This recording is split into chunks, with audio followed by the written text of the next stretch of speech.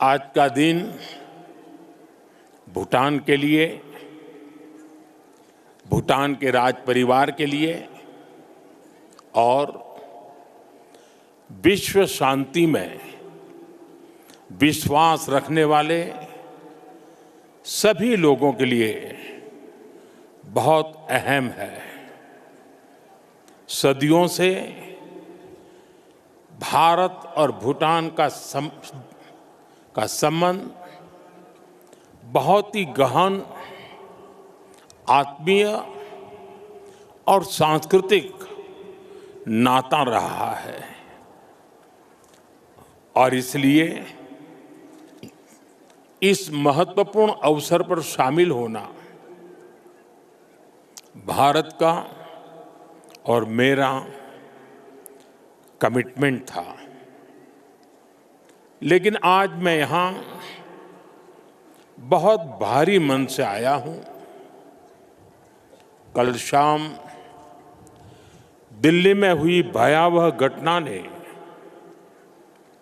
सभी के मन को व्यथित कर दिया है। मैं पीड़ित परिवारों का दुख समझता हूं। आज पूरा देश उनके साथ खड़ा है। मैं कल रात भर इस घटना की जांच में जुटी सभी एजेंसियों के साथ, सभी महत्वपूर्ण लोगों के साथ संपर्क में था, विचार विमर्श चलता था, जानकारियों के तार जोड़े जा रहे थे। हमारी एजेंसियां इस षड्यंत्र की तह तक जाएगी। इसके पीछे के षड्यंत्रकारियों को बख्शा नहीं जाएगा। All those responsible will be brought to justice.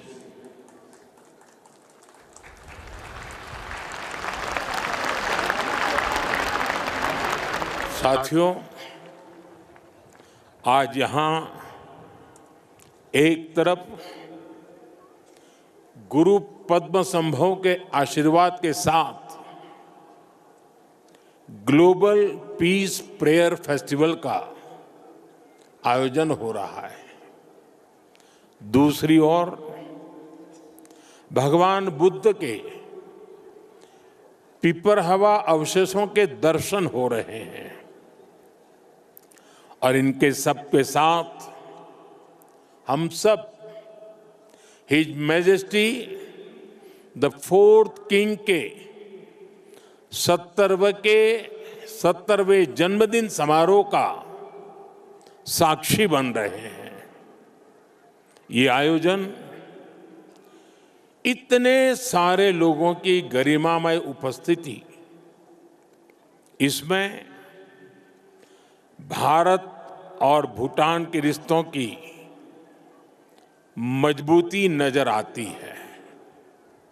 साथियों, भारत में हमारे पुरखों की प्रेरणा है वसुधैव कुटुंबकम, यानी पूरा विश्व एक परिवार है। हम कहते हैं सर्वे भवन्तु सुखिनः, यानी इस धरती पर सभी सुखी रहें। हम कहते हैं द्यो शांति ही अंतरिक्षम शांति ही पृथ्वी शांति ही आपः शांति ही औषधय शांति ही, अर्थात संपूर्ण ब्रह्मांड, आकाश, अंतरिक्ष, पृथ्वी, जल, औषधियां, वनस्पतियां और सभी जीवित प्राणियों में शांति व्याप्त हो। अपनी इन्हीं भावनाओं के साथ भारत भी आज भूटान के इस ग्लोबल पीस प्रेयर फेस्टिवल में शामिल हुआ है।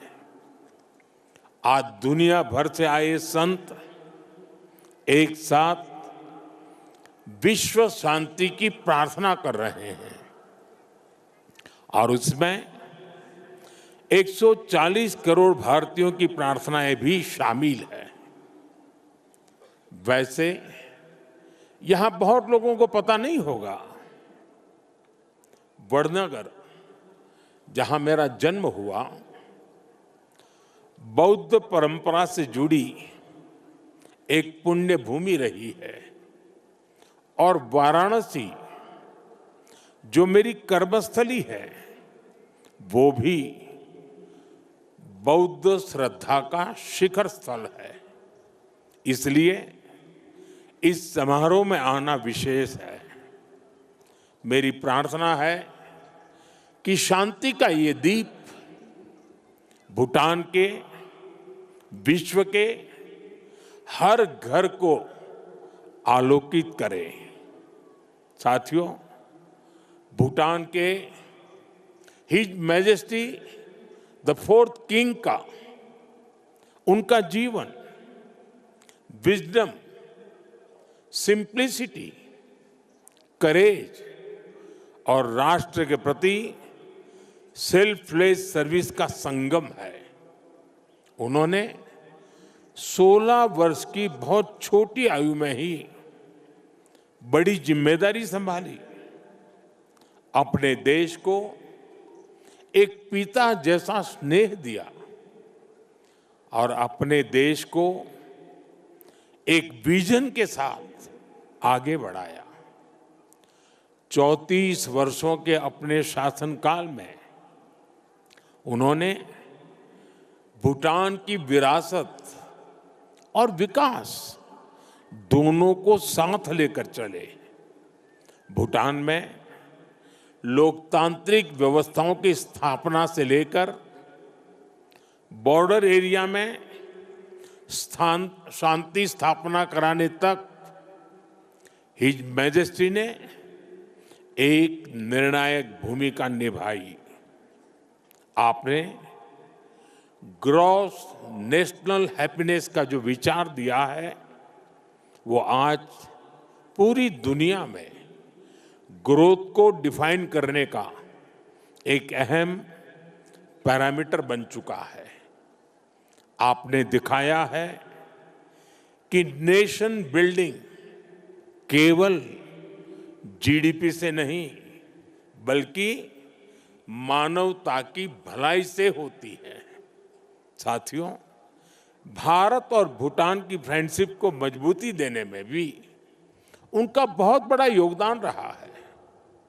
आपने जो नींव रखी है उस पर हम दोनों देशों की मित्रता निरंतर फल फूल रही है। मैं सभी भारतीयों की तरफ से हिज मैजेस्टी को अनेक अनेक शुभकामनाएं देता हूं और उनके बेहतर स्वास्थ्य और दीर्घायु होने की कामना करता हूं। साथियों, भारत और भूटान सिर्फ सीमाओं से नहीं, संस्कृतियों से भी जुड़े हैं।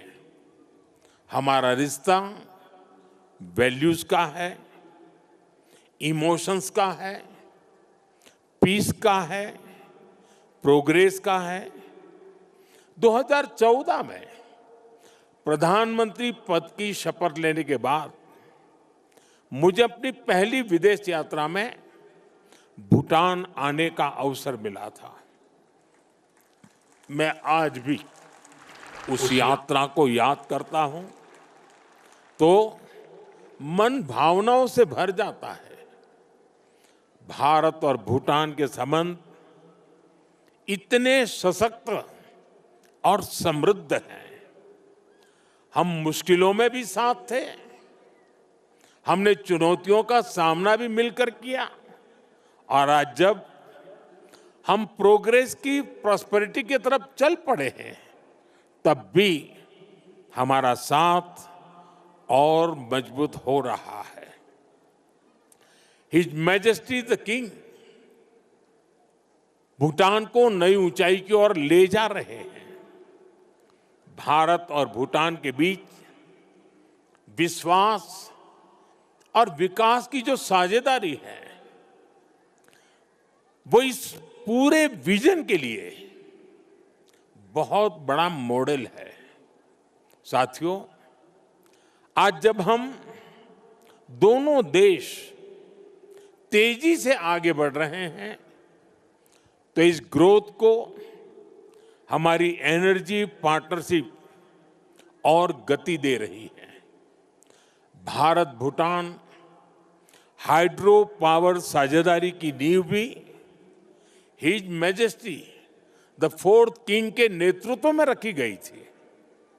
हिज मैजेस्टी फोर्थ किंग और हिज मैजेस्टी फिफ्थ किंग दोनों ने ही भूटान में सस्टेनेबल डेवलपमेंट और एनवायरनमेंट फर्स्ट का विजन आगे बढ़ाया है।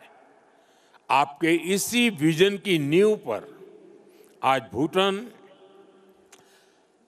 विश्व का पहला कार्बन नेगेटिव देश बना है। ये एक असाधारण उपलब्धि है। आज per capita renewable energy generation में भी भूटान विश्व के सर्वोच्च देशों में से एक है। साथियों, भूटान आज अपनी इलेक्ट्रिसिटी 100% रिन्यूएबल स्रोत से उत्पन्न करता है।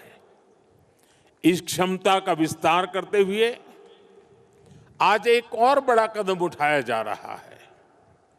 आज भूटान में 1000 मेगावाट से अधिक का एक नया हाइड्रो इलेक्ट्रिक प्रोजेक्ट लॉन्च कर रहे हैं, जिससे भूटान की हाइड्रो पावर कैपेसिटी में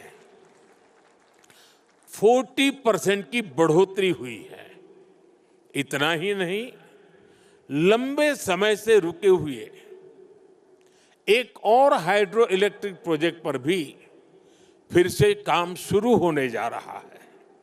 और ये हमारी पार्टनरशिप सिर्फ हाइड्रो इलेक्ट्रिक तक सीमित नहीं है। अब हम सोलर एनर्जी में भी एक साथ बड़े कदम उठा रहे हैं। आज इससे जुड़ी अहम समझौते भी हुए हैं। साथियों, आज एनर्जी कोऑपरेशन के साथ साथ भारत और भूटान की कनेक्टिविटी बढ़ाने पर भी हमारा फोकस है। हम सभी जानते हैं, connectivity creates opportunity and opportunity creates prosperity. इसी लक्ष्य के साथ आने वाले समय में गैलेफू और सामत्से शहरों को भारत के विशाल रेल नेटवर्क से जोड़ने का फैसला लिया गया है। इस प्रोजेक्ट के पूरा होने से यहाँ की इंडस्ट्री का, भूटान के किसानों का, भारत के विशाल मार्केट तक एक्सेस और आसान हो जाएगा। साथियों, रेल और रोड कनेक्टिविटी, इसके साथ साथ हम बॉर्डर इंफ्रास्ट्रक्चर पर भी तेजी से आगे बढ़ रहे हैं। हिज मैजेस्टी ने जिस गैलेफू माइंडफुलनेस सिटी के विजन पर काम शुरू किया है, भारत उसके लिए भी हर संभव सहयोग कर रहा है। मैं आज इस मंच से एक और महत्वपूर्ण घोषणा कर रहा हूं। आने वाले समय में भारत गैलेफू के पास इमिग्रेशन चेक पॉइंट भी बनाने जा रहा है, ताकि यहां आने वाले विजिटर्स और इन्वेस्टर्स को इससे और सुविधा मिल सके।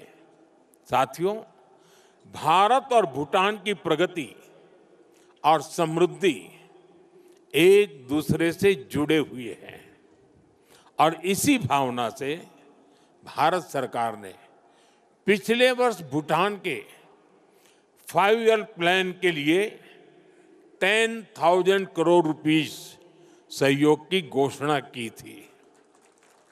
ये फंड रोड से लेकर एग्रीकल्चर तक, फाइनेंस से लेकर हेल्थ केयर तक, ऐसे हर सेक्टर में उपयोग हो रहा है, जिससे भूटान के नागरिकों की ईज ऑफ लिविंग बढ़ रही है।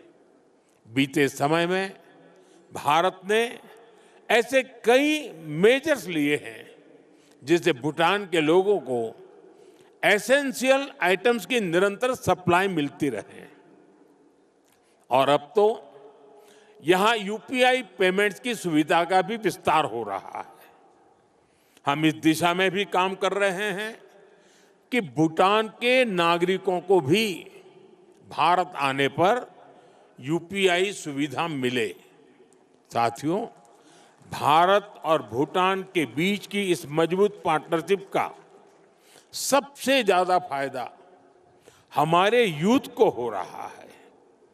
His majesty national service voluntary service और इनोवेशन को लेकर बेहतरीन काम कर रहे हैं और हिज मैजेस्टी का यूथ को एम्पावर करने का जो विजन है, उन्हें टेक एनेबल बनाने की जो सोच है, उससे भूटान का युवा बहुत बड़े लेवल पर इंस्पायर हो रहा है। Education, innovation, skill development, sports, space, culture, ऐसे अनेक सेक्टर्स पे भारत भूटान के युवाओं के बीच सहयोग बढ़ रहा है। आज हमारे युवा साथ मिलकर एक सैटेलाइट भी बना रहे हैं। भारत और भूटान दोनों के लिए यह बहुत महत्वपूर्ण अचीवमेंट है।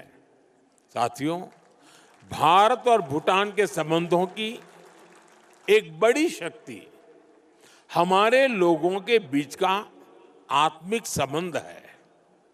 2 महीने पहले भारत के राजगीर में रॉयल बोटानिस्ट टेम्पल का उद्घाटन हुआ है। अब इस प्रयास का भारत के अन्य हिस्सों में भी विस्तार हो रहा है। भूटान के लोगों की इच्छा थी कि वाराणसी में भूटानी टेम्पल और गेस्ट हाउस बने। इसके लिए भारत सरकार आवश्यक लैंड उपलब्ध करा रही है। इन टेम्पल्स के द्वारा अपने बहुमूल्य और ऐतिहासिक संबंधों को, सांस्कृतिक संबंधों को और सुदृढ़ बना रहे हैं। साथियों, मेरी कामना है भारत और भूटान पीस, प्रॉस्पेरिटी और शेयर्ड प्रोग्रेस के रास्ते पर ऐसे ही चलते रहें।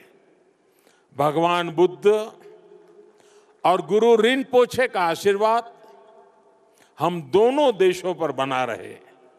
आप सभी का फिर से बहुत बहुत आभार। धन्यवाद।